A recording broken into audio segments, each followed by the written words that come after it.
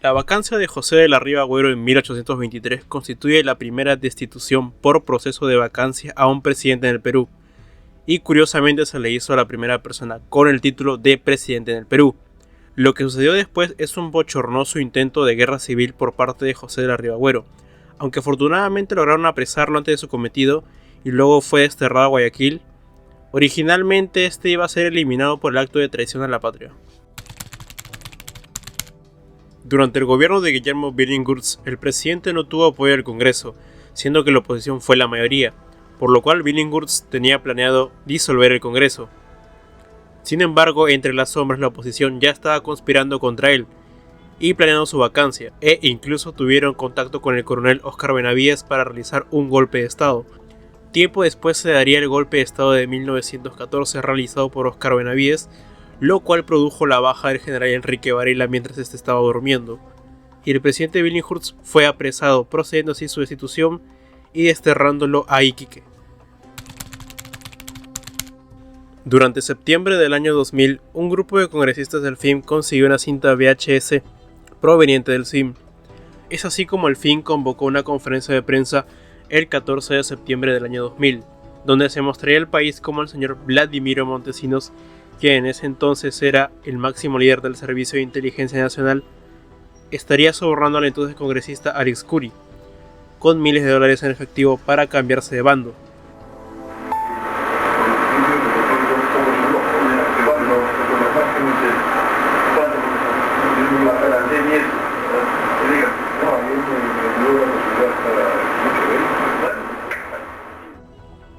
Es así como el primer Vladivideo fue transmitido por Canal N, lo que provocó que la presidenta del Congreso, Marta Hildebrand, suspendiera el pleno. Alex Khoury intentó retirarse de manera bastante bochornosa, sin embargo fue intervenido por periodistas que lo estaban esperando para que dé algunas declaraciones. Para el 16 de septiembre Fujimori dio un mensaje a la nación donde indicaba que cerraría el Servicio de Inteligencia Nacional. Lo que sucedió después es que su ex asesor Vladimiro Montesinos se fue a Panamá y vergonzosamente buscó que le concedieran asilo político. Tiempo después, este mismo terminará llegando de manera clandestina a Venezuela.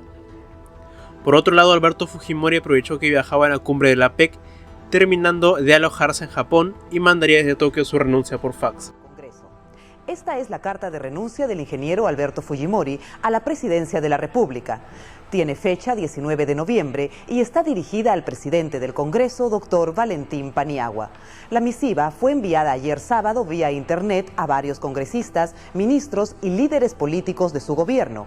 El primero en dar a conocer fue el presidente del Consejo de Ministros, Federico Salas Guevara. En el contenido de la carta, Fujimori primeramente reconoce un nuevo escenario político y los errores cometidos a lo largo de los últimos 10 años de gobierno, sin dejar de destacar sus logros en la reducción de la inflación, pacificación interna y externa del país. Finalmente, Fujimori dice en su carta haber llegado a la conclusión de renunciar formalmente a la presidencia de la República, en concordancia con el artículo 113 de la Constitución Política del país, con la intención de dar paso a una etapa, a una transición ordenada, a fin de preservar la solidez de nuestra economía. Eso significó un hecho lamentable e insólito, a lo cual el Congreso terminó rechazando esa renuncia y se decidió por vacarlo por incapacidad moral. De esa forma llegó el fin del Fujimorato y después Valentín Paniagua sería quien tome la presidencia del Perú. En el año 2020, durante la pandemia por COVID-19, el expresidente Martín Vizcarra Cornejo fue sometido a destitución de su cargo debido a vacancia por incapacidad moral, la cual se sustentaba por presuntos actos de corrupción cuando este era gobernador regional de Moquegua, mucho antes de que este fuera presidente de la República. La vacancia de Martín Vizcarra provocó un episodio histórico, ya que después de que lo sucediera Manuel Merino de forma constitucional, se produjo el movimiento Merino no es mi presidente. La indignación fue tanto que se produjeron marchas contra Merino, quien renunció tiempo después a su cargo. Sin embargo, las marchas provocaron heridos y 2 bajas. Vacancia presidencial del señor Martín Vizcarra. Quiero expresar mis sentidas condolencias a los familiares de las víctimas mortales durante las protestas, donde ciudadanas y ciudadanos ejerciendo su derecho y libertad salieron a las calles a manifestarse. Todo el Perú está de luto. Nada justifica que una legítima protesta deba desencadenar en muertes de peruanos. Estos sucesos deben ser profundamente investigados.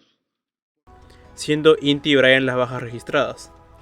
En resumen, la vacancia de Vizcarra demostró lo fácil que es manipular a las masas del país, ya que recordemos que este movimiento de las marchas se dio por la capitalización de la indignación por parte en las redes y la prensa, aprovechándose también del fanatismo que algunos tenían por este expresidente, ya que este fue destituido por presunta corrupción cuando fue gobernador de Moquegua, además de que su gobierno tiene casos bastante controversiales como es el caso Richard Swing o el Vacunagate, y el caso de Inti y Brian, aunque generó repudio a muchos, al punto de que algunos los consideran héroes del Bicentenario, mientras que para otros son simples personas sin escrúpulos, ya que ambos tenían antecedentes mucho antes de las marchas.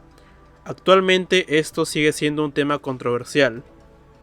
Metieron con la generación equivocada. El día 7 de diciembre el expresidente Pedro Castillo Terrones tenía que ir a dictar su defensa al Congreso. Sin embargo, decidió dar un mensaje a la nación donde mencionaba que este iba a disolver el Congreso. Este hecho a día de hoy es catalogado como el peor intento de golpe de Estado. Este fue uno de los últimos intentos de disolución del Congreso de los últimos años. En los 90 realizado por Fujimori, en el 2019 realizado por Martín Vizcarra y en el 2022 por Pedro Castillo. Es decir que Fujimori fue la versión original, Vizcarra el remake y Pedro Castillo tristemente la adaptación de Netflix.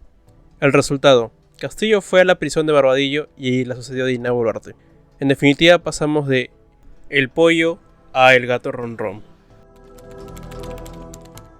El 8 de octubre del 2025 se produjo el atentado al grupo Agua Marina, de la cual dejó 5 heridos y dicho acto sirvió como excusa para un intento de destitución por la vía de la incapacidad moral, a lo cual el día 9 de diciembre se presentaron un total de 4 mociones de vacancia, siendo finalmente destituida Dina Boluarte por incapacidad moral, y siendo precedida por quien a la fecha de este video es el actual presidente, José Gerí, siendo alguien controversial por temas bastante delicados a los cuales se le acusó anteriormente y están archivados. Tiempo después se provocaron marchas contra José Gerí en un intento de presión contra él para que éste renunciara. Sin embargo, no se consiguieron los mismos resultados que se habían conseguido con José Merino. Uno de los factores fue que se vinculó a estas marchas como politizadas, ya que algunos alegan que estas son marchas proporcionadas por grupos de izquierda y extrema izquierda, ya que la denominada Generación Z proponía poner a alguien como Susel Paredes como presidenta de la nación. Y ya que seguro muchos no saben quién es realmente Susel Paredes, pues es un verdadero personaje nefasto. Por ejemplo, la señora Susel Paredes fue miembro de uno de los peores periodos de alcaldía de Lima, ya que esta fue miembro del periodo de Susana Villarán. Más específicamente fue gerente del área de fiscalización. Otras cosas por las cuales se le conoce a Susel Paredes también es que su ex asesor fue condenado por abuso de ya saben qué índole. Y otro bastante sonado es la vinculación entre la actual pareja de Susel con Caliwarma. En fin, podríamos estar incluso un video entero hablando de este personaje controversial que en redes se la pasa agarrando incautos y diciendo que es la tía la Bubu, pero bueno.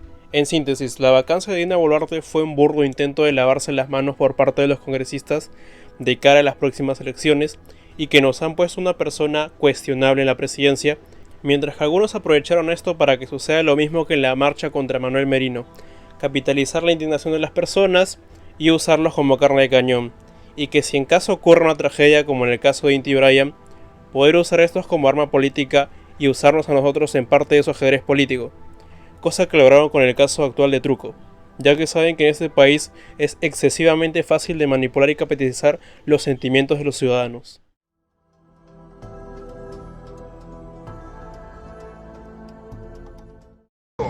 La generación Z surge en Nepal. Quemó el Congreso de Nepal porque el Congreso lo tenía a la izquierda. ¿Y por qué lo quemó? Porque la izquierda se iba a alinear al BRICS. Por eso lo quemaron. ¿Quién dirige la generación Z? La extrema derecha. George Bush. Ahí no está el escudo y una calavera de Bush. Tienen que saber, amigo.